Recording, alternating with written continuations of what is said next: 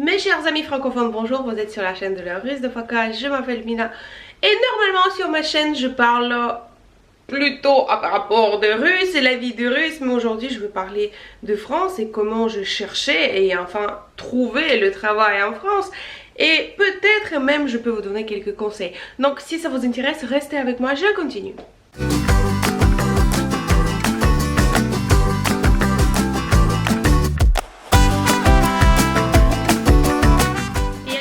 Je postais sur ma chaîne une vidéo complètement désespérante où je parlais quel chemin j'ai obligé de faire pour trouver au minimum de boulot et que j'étais pas acceptée par beaucoup des employeurs, même pour les travails, pour le boulot entre guillemets très simple comme conducteur ou livreur ou chauffeur.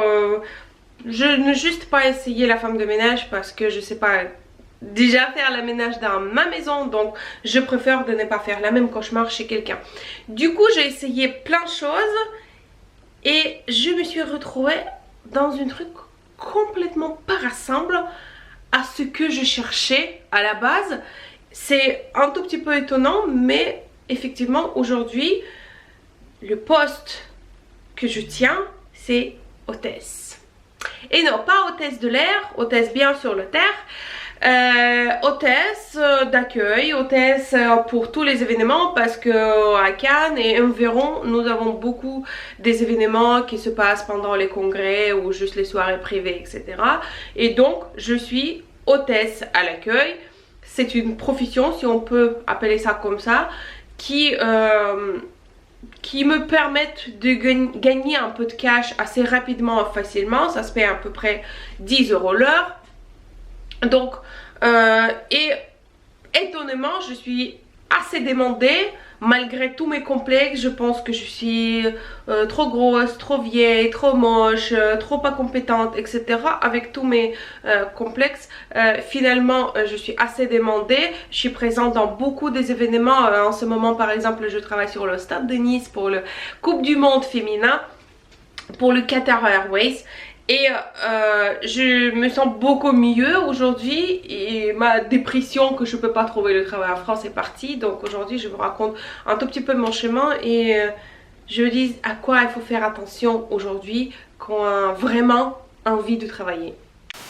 Là déjà on va pas parler de tous ces gens qui finissent en grande université et qui sait qui il est à la base. Je veux dire, s'il est le peintre, voilà, il est le peintre, donc il devrait chercher vers là-bas. Si tu es un musicien ou chanteuse, chanteur, un sportif, un grand sportif, footballeur, etc., on peut faire plein de trucs autour. Mais effectivement, les schémas de tous ces gens est assez, on peut pas dire facile, mais au moins concrétisé. On sait où il faut y aller. Pour tous ces gens comme moi qui sait faire un tout petit peu à droite à gauche, comme on dit femme à tout faire, homme à tout faire, c'est assez compliqué parce que assez compliqué de faire le comment dire, le triage dans tout ce qu'on recherche, parce que c'est dans nos têtes, on n'est pas compris qui nous sommes, si vous voulez. Plus détaillé, je veux dire que si aujourd'hui vous êtes quelqu'un comme moi qui dit oui voilà effectivement j'ai pas beaucoup de talent dans ma vie, mais je ne suis pas prête à être par exemple une femme de ménage. Je n'ai rien contre. Si on a besoin aujourd'hui de travail, faites-la aussi. Si c'est l'argent pour l'argent, si c'est le travail pour l'argent, vous faites ce que vous voulez. Mais si vous voulez vraiment trouver votre place, gagner l'argent et être heureuse pour aller au travail, donc suivez quelques consignes. La première consigne est très importante. D'abord, il faut vraiment que vous faites le ménage dans la tête et vous-même, vous pouvez répondre à vous-même devant le miroir, comme ça, de dire moi, par exemple, je suis une chanteuse, ou je suis une hôtesse, ou je suis une serveuse, ou je suis une, etc. et que après vous commencez à faire votre CV. Pour une simple raison que mon première erreur que j'avais fait, c'est j'ai fait le CV polyvalent. J'ai expliqué tout ce que vous voulez, toute ma vie, et que j'étais dans l'académie, l'université, j'étais régisseur de caméra, etc. Et que je voulais faire le radio, mais ça m'a mal passé. Et après je changeais la culture, blablabla. Tout ça, ça n'intéresse personne. Peut-être vous ou votre entourage, c'est tout. Si vous allez chercher le travail de chauffeur, faites le CV pour les chauffeurs. Faites plus d'attention à tous les points possibles pour les chauffeurs sans alourdir votre CV avec des mots qu'on n'a pas besoin, je veux dire gentil, souriante, avenant, etc. Vous n'avez pas besoin de ça quand vous êtes chauffeur de bus. Voilà.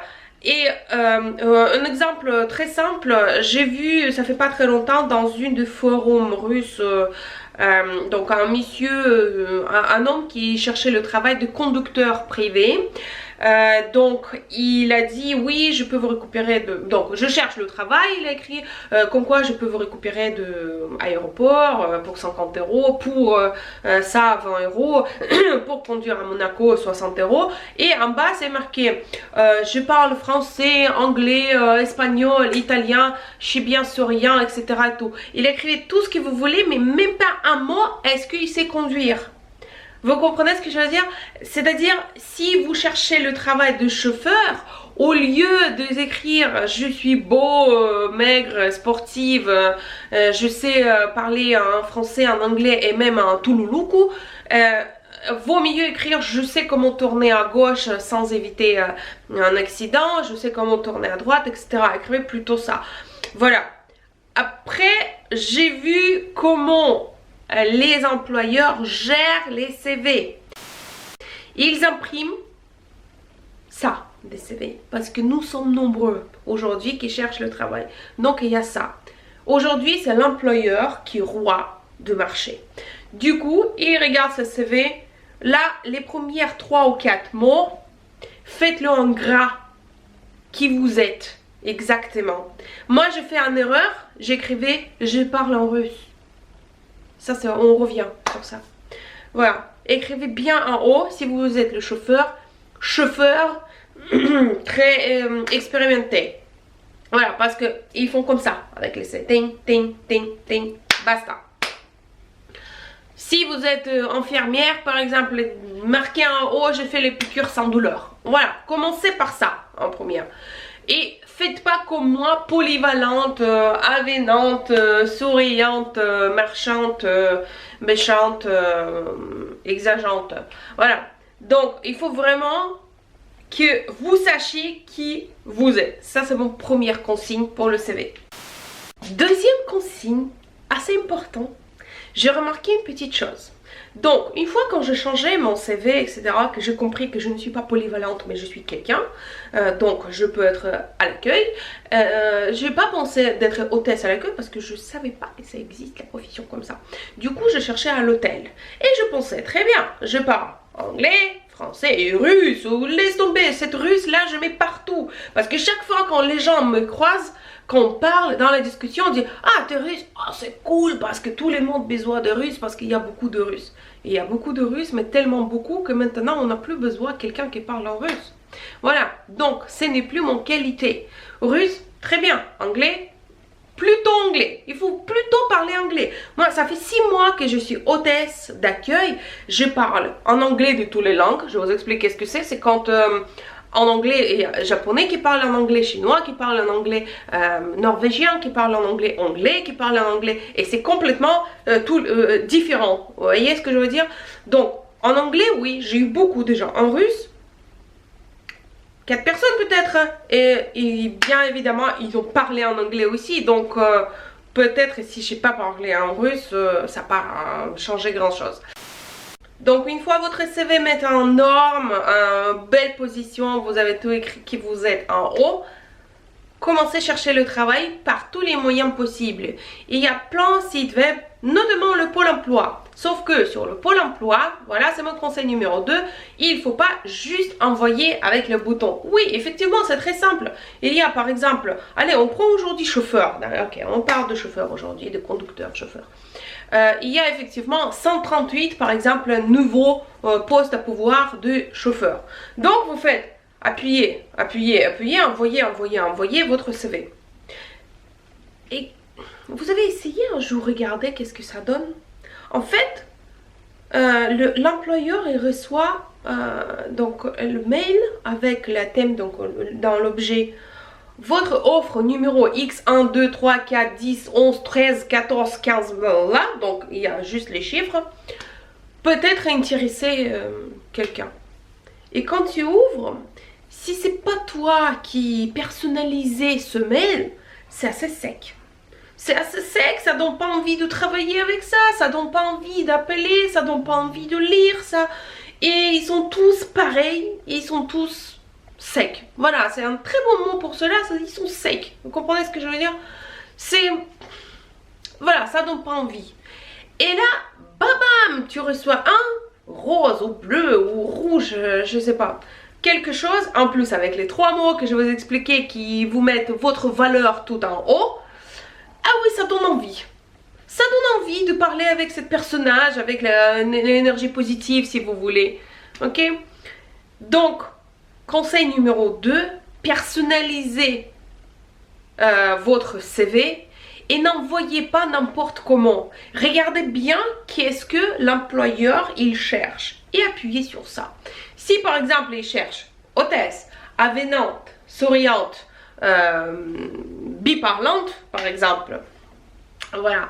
Donc quand vous envoyez votre mail, vous écrivez bonjour, comme quoi j'ai vu que vous cherchez quelqu'un avenante, souriante, bilingue, c'est exactement moi, etc. Ne soyez pas peur d'écrire les mails un peu, je peux pas dire jargon, non, pas du tout, mais un peu, et pas tutoyer, mais un peu plus proche. Vous comprenez ce que je veux dire? Pas bonjour, madame, monsieur, vu votre offre numéro blablabla, je me permets de vous proposer. Oh, c'est nul. Conseil numéro 3. Et si quelqu'un vous rappelait finalement et il a dit hey, vous nous intéressez, écoutez bien qui parle de l'autre côté, comment il parle et répétez les mêmes gestes. Vous comprenez ce que je veux dire? Quand vous revenez, quand vous parlez avec la personne devant vous, essayez de répéter quasiment les mêmes gestes et de parler à peu près comment il a parlé avec vous au téléphone. Peut-être que ça peut être un peu plus familial que ça. Peut-être que c'est pas madame, monsieur et le dos droit. Vous comprenez ce que je veux dire? Sauf si vous cherchez le travail quelque part à côté de Poutine. Là, il faut vraiment tenir bien. Aujourd'hui le monde est comme ça. Aujourd'hui peut-être ça change. Je sais pas comment c'était avant, mais j'ai découvert que c'est changé par rapport à ce que je pensais, qu'est-ce que j'ai vu, qu'est-ce que j'ai entendu. C'est plutôt vous venez, soyez comment dire, prenez un 5 grammes de vodka avant de venir pour être sûr d'être un peu relax, parlez bien de vous, exprimez facilement et clair qu'est-ce que vous cherchez, qu'est-ce que vous attendez de ce travail. Je sais que tous ces mots c'est très généralisé, mais c'est très important. Vous allez voir, si vous utilisez ça, vous allez trouver votre travail de rêve assez facilement. Donc, une fois vous êtes sur place, je n'ai pas dit il faut être souriant, jusque là il ne faut pas mettre les fils comme ça. Mais voilà, demandez un verre d'eau pour être à l'aise. Si vous êtes stressé, dites-le. Dites-le, j'ai tellement envie d'avoir ce travail-là que je stresse. Voilà, soyez sûr que vous êtes là déjà. Donc, quelqu'un qui est déjà intéressé par votre prestation, du coup, vous êtes là déjà pour vendre vos services. Donc, il vous demandait de venir, c'est-à-dire elle veut acheter quelque chose. Vous comprenez ce que je veux dire? Là, il vous reste juste confirmer que c'est vraiment le truc que l'employeur a besoin. Donc, de le dire que, comme quoi, oui, effectivement, c'est ça ce que vous cherchez, c'est moi, votre éclair au chocolat que vous cherchez pour améliorer votre business. Conseil numéro 4, assez important, ciao les complexes. Vous voyez, moi par exemple, j'ai plein de complexes. Et c'est pas venu comme ça, vous savez mon histoire, quand en 2017, j'ai grave grossi, j'ai eu la ptose de visage, visage qui tombait, j'ai bien pris le coup de vieillesse, vous voyez, si vous regardez mes premières vidéos d'aujourd'hui, c'est comme c'est ma fille qui parle, vous voyez, et moi je suis sa mère aujourd'hui, mère de moi-même quoi. Voilà, mais si vous n'êtes pas sûr de vous, si vous avez plein de complexes et vous pensez à ça, vous n'avez pas la place ni dans la tête, ni dans le cœur, ni dans l'esprit, de penser à ce que vous faites aujourd'hui. Et vous êtes aujourd'hui sur le place, devant l'employeur, ou en train de rentrer, etc., pour changer quelque chose dans votre vie, pour gagner de l'argent, pour trouver votre place dans le socium, si vous voulez. Donc, c'est pas la peine de penser aujourd'hui de vos problèmes, de vos complexes, et surtout, l'âge. Ça, c'est plutôt pour les femmes. Moi aussi, pareil, je pensais, oh, à 35 ans, commencer quelque chose, une carrière, oui, personne n'a besoin de moi. Mais avant, c'était non plus pas possible. Parce qu'avant, tu es trop jeune, après, tu n'as pas d'expérience, après, oh là là là là là là, elle a l'âge un peu fertile, elle va accoucher, hein. Ah, elle a fait un enfant, très bien, bravo, mais je sais, elle va faire le deuxième. Donc, personne ne veut vous prendre au travail. Là, je fais 2 enfants. Qui sont assez grandes. Ma fille, elle va avoir, la petite, elle va avoir presque 5 ans en juillet. Et là, il y a 6 mois que je commençais à chercher le travail. Mais moi, j'ai 35 ans. Point, point, point, point. Eh ben non! Même comme les hôtesses d'accueil que moi j'imaginais, c'est des modèles, toutes belles, toutes jolies, etc. De l'âge, moi de 27 ans. Mais non, j'ai vu tout. 50 ans, 60 ans, plus important, elle sait ce qu'elle fait, elle sait ce qu'elle fait comme travail et elle est bien demandée. Donc, allez, ciao les complexes. Je vous rassure parce que moi, je suis quelqu'un très fermé, très complexé, malgré mes vidéos qui donnent l'impression que je suis assez ouverte, ce n'est pas comme ça. En plus, je suis dépressive, donc tout ça dans un corps féminin, c'est assez grave. Mais aujourd'hui, vous voyez, 6 mois plus tard, il me demande d'être chef d'hôtesse. Avant, j'étais hôtesse, aujourd'hui, je suis chef d'hôtesse. Parce que j'ai tellement aimé ce que je fais. J'aime tellement mon travail aujourd'hui que je fais ça avec tout mon cœur. Et pas avec mes âges, ou ma visage, ou mon ventre, ou les mains pas jolies, je sais pas, ou les coudes trop vieilles. Vous comprenez ce que je veux dire? Je fais mon travail de tout mon cœur, de tout mon esprit, de tous mes pouvoirs à faire. Du coup, l'employeur, il est vraiment content de moi et je suis quelqu'un assez rigolo au travail. Donc voilà, aujourd'hui je partageais un peu les ondes positives parce que je suis bien aujourd'hui sur ma place où je devrais être. Et je vous souhaite la même chose, je vous souhaite de trouver votre travail malgré tout ce qui se passe autour et que vous attendez, le chômage, etc.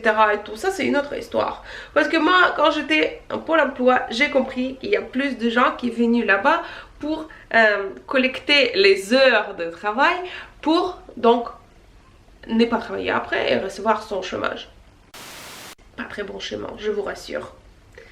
Je vous rassure que vaut mieux d'y aller gagner 700 € en train de faire le petit travail à droite à gauche que le recevoir par le CAF ou qu'est-ce qui existe là-bas. Donc, c'est mon avis. Partagez vos commentaires si vous pensez que c'est bon avis ou pas bon avis. Partagez vos commentaires, mes commentaires en bas de cette vidéo. Si vous avez aussi eu la même expérience pour chercher le travail. Et est-ce que pour vous c'était assez facile? Et moi, je veux dire, ciao, c'était la Russe de Paca. Je m'appelle Mila. N'oubliez pas parce qu'il y a plusieurs gens qui m'écrivent en bas salut le Paca ou salut la Russe de Paca. Moi je suis russe et moi je viens de Paca. Paca c'est Provence-Alpes, Côte d'Azur. Basta. Allez, vidéo est finie. À la prochaine.